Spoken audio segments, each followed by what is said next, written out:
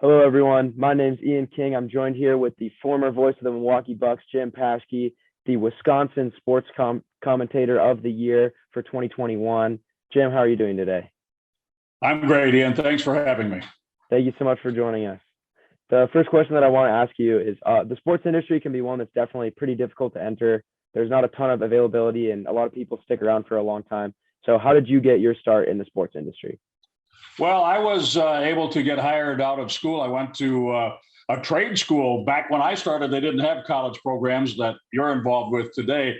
And I was just able to start in a small town, Knoxville, Iowa, and started working probably 6 days a week and worked as hard as I could and ended up in Milwaukee for a very long time. So I've had a wonderful career, and it started in a small town. I still recommend that people start maybe below where they want to start or think they should start, because you learn things there that you carry with you your entire career. So that's my story, just a brief part of it. But I was very fortunate to get an early start, and I've been working in the business had worked for about 48 and a half years. Jim, 35 years with the Milwaukee Bucks and recently retired this past year. And this is your first time winning the Wisconsin Sportscaster of the Year. What does this award mean to you? Well, it means a lot. I have never worked for awards. I've never worked for any of that. I actually convinced myself I wasn't working for a paycheck. I was one of the lucky people who enjoyed the craft, and I got to work for my passion. And so I never really thought about all of that. I've been fortunate enough to win a few awards over the years, and this one is the last one I will win in all likelihood, and it's a great one to win. We've had some great broadcasters and sportscasters in the state of Wisconsin, and to have my name on that list even once is a great honor. Well, congratulations. I'm really glad that you got to win this award right at your time of retirement, which is super awesome. Obviously, you spent a lot of time with the Bucks and got to watch a lot of really good teams play basketball. Did you have a favorite season that you got to commentate for?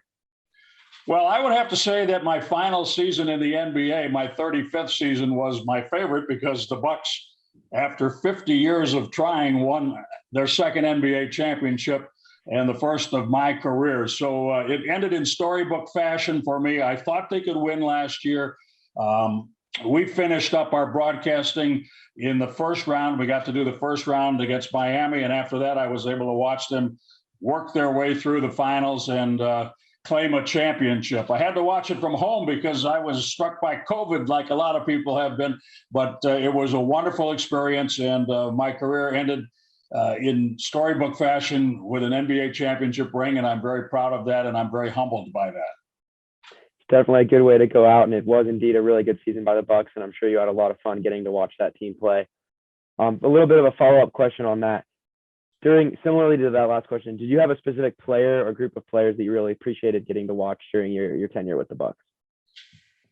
I've always appreciated the players that had to work the hardest to stay in the NBA, the ones that understood what it takes to be at this level on a daily basis, and I was always in awe of the effort they put in. And then all of a sudden, 9 seasons ago, this young man from Greece ends up in Milwaukee named Giannis Antetokounmpo. And he has been such a great pleasure to watch. And I mean that as much on a daily basis in practice as watching him in games. In games, he's fantastic. But I got to watch him become fantastic. And I saw how he went about his business every day.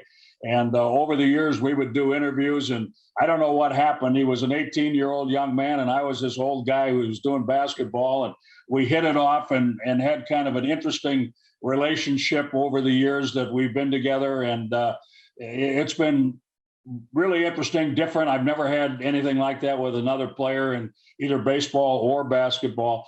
And he's a special human being, and I've been very blessed to get to know him. And he announced my retirement last summer in Milwaukee, and people loved that. And, the night he won the championship and the MVP award, somehow he found a T-shirt with my picture on it, and he put that on, and my phone blew up, and it was just a storybook situation for me, a fairy tale, really. And so Giannis has been one of the people that I've really enjoyed in my career. I don't pick favorites. I don't have favorite players, But if I had to have a favorite player, if you put my hand over a hot flame, I'd have to say Giannis Antetokounmpo. He is definitely a special talent to watch and seems like a great man as well. The last question I want to ask is a pretty simple one. Do you have any advice for aspiring young sportscasters?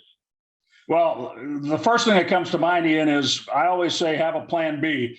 And I think that's a great thing because, you get into this business and you find out that you're working on holidays and weekends and you're away from your family, and you have to have a certain passion. You have to have a great passion for it to go through the sacrifices that are required. And then you have to work very hard and all of that. And some things aren't for everyone. You have to determine if this is a business that you love. I happen to love it. I stuck with it. There were some sacrifices and some costs involved over the years on the personal side of things, but I would just say have a plan B and just really be a voracious reader. Read everything you can. You need curiosity. You really have to be kind of wide ranging in your interests, I think. And, people say live your best life. Well, if you're a broadcaster and you're working hard and you're enjoying it, you are definitely living your best life. So I recommend that people get into the business. It's different than when I started, obviously. There are a lot more opportunities, but I think it's harder to move up. So, it's a business that requires a lot of things, and not the least of which is some good fortune. And I've been very lucky in my career. And, everybody has an individual story. Mine is strange in that I really got a phone call when I was asked if I would like to do the Bucks and Brewers. So I can't explain what happened to me, but I'm very humbled by it. I'm very honored by it. And it's been my privilege to be in this business for so long. Definitely some great advice for young sportscasters out there to take into heart. Jim, congratulations on your retirement and your first NSMA Sportscaster of the Year award. Thank you so much for joining me today. Thank you, Ian. And I look forward to meeting you in person in Winston-Salem in June. Thank you.